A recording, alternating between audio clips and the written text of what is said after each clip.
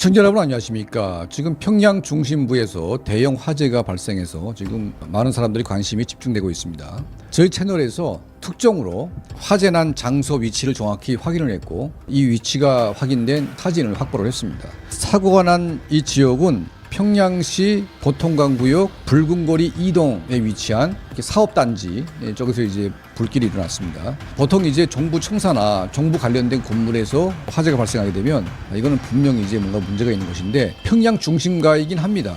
옆에 뉴경 호텔도 있고 또 전쟁 박물관도 있고 그리고 이제 그 주변에 학교들이 많습니다. 김영직 사범대학 부속 학교가 있고 또 평양 컴퓨터 기술대학도 여기 위치해 있고 또 여러 고등학교, 소학교들이 이제 밀집된 이제 학교 근처이기도 합니다. 그러니까 이제 뭐 전문 산업단지는 아니고 평양 중심에 뭐 회사들 물품들을 이제 가져다 놓는 이런 창고로 보이는데 이게 창고가 이제 꽤 면적이 큽니다. 여러 개 동으로 이제 구성이 돼 있고 여기 이제 뭐 아파트 단지나 뭐 이런 대형 건물은 아니고 몇 개 이제 그 중소 건물들이 밀집된 이제 그런 지역인데 여기서 한 건물이 아니고 세, 네 동이 이제 한꺼번에 전소된 이런 이제 상태로 보입니다. 자, 인공위성 사진으로 봐도 완전히 이제 이 건물들이 다 폐허가 됐습니다.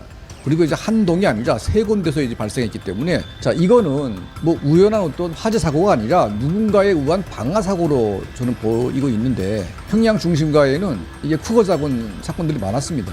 자 과거에 대공장을 짓다가 누군가가 이제 발화해가지고 대형 화재가 발생했는데 국가 보위성에서는 이 사고를 적대 세력에 의한 방화로 보고 있는데 정확한 물증이 안 잡혀가지고 전기 합선으로 이제 규정을 한 사례가 있고 그 외에도 이제 뭐 고려 호텔 화재 사고, 기타 등등의 이제 많은 사고가 일어납니다.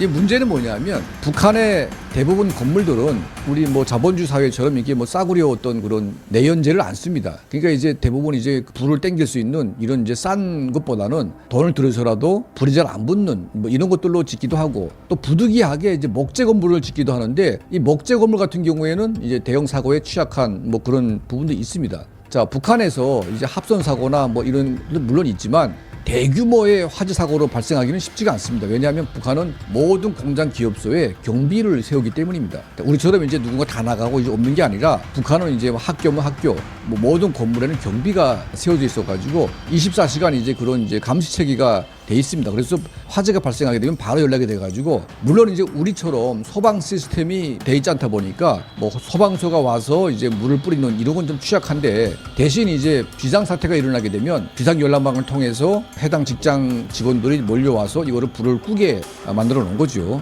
자 그럼에도 불구하고 꽤 오랜 기간 동안 대형 이제 불기둥이 일어났고 연기가 인공위성에 포착될 만큼 이제 엄청난 연기를 뿜어냈습니다. 그 상황을 보니까 그럴만한 게 꽤 많은 면적에 있는 건물들이 초토화되다 보니까 엄청난 불기둥이 일어났습니다. 자, 이 보통강변이다 보니까 평양 중심가입니다. 김정은이가 보기에도 이거는 좀 심상치가 않죠. 평양 중심가에 그런 대형 불기둥이 일어나고 연기가 솟구치게 되면 딱 누가 봐도 적대 세력의 어떤 화재가 아닌가 그런 의심이 갑니다. 북한 이제 그 사고상 지금까지 평양에서 일어났던 이제 대형 사고를 보게 되면 한 건물에서 일어났고 한 곳에서 일어나가지고 그걸 진압했지 여러 곳에서 한꺼번에 동시다발적으로 화재가 난 경우는 매우 이례적이기 때문에 지금 북한의 국가 보위성도 이번 화재 사건에 대해서 굉장히 좀 이상하게 보는 겁니다. 그리고 이 보통강 일대 회사의 어떤 사무소들이 전부 다 최고위층의 물건과 관련된 39호실과 관련된 이런 회사의 물건들로 보입니다. 그러니까 이제 꽤 값비싼 물건들이 쌓여 있는데 이걸 누군가가 고의적으로 방화를 해서 싹 태워버린 것이 아닌가. 아니면 이제 회사 내부의 어떤 갈등 구조에서 뭐 정신 나간 사람들이 이제 막 복수하기 위해서 불을 지를 경우도 있는데 어쨌든 아직까지는 지금 이 대형 사고에 대해서 국가 보위성이 누가 불을 질렀는지 확인이 안 되고 있습니다.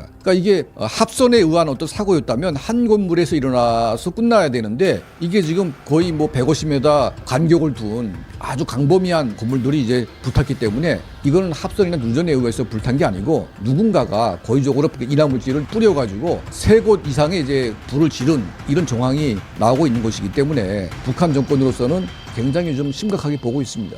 그러니까 이제 누군가에 의해서 고의적으로 방화를 일으켰고 그 방화 면적이 굉장히 컸다는 점, 그리고 이 사무소 안에는 꽤 값이 나가는 이제 이런 물건들이 아마 가득차 있었던 것이 아닌가 하는 추론이 있습니다. 왜냐하면 이런 대형 건물이나 또 이제 국가기관의 건물들은 엄청난 무장보초가 세워져 있고 접근하기가 쉽지가 않습니다. 하지만 국가기관이 관리하는 어떤 이런 회사 같은 경우에는 그것보다는 조금 더 보안이 허술하기 때문에 이런 건물에 접근을 해서 대규모 보복을 한 것이 아닌가 이런 생각이 듭니다. 자, 어쨌든 최근 연간 평양시 중심에서 이런 대형 화재가 발생한 적이 없기 때문에 매우 이례적인 사건이고, 또 이제 인공위성이 잡힐 만큼 엄청난 규모였기 때문에 지금 북한 평양 정권이 아주 주시하는 대형 사고로 보입니다.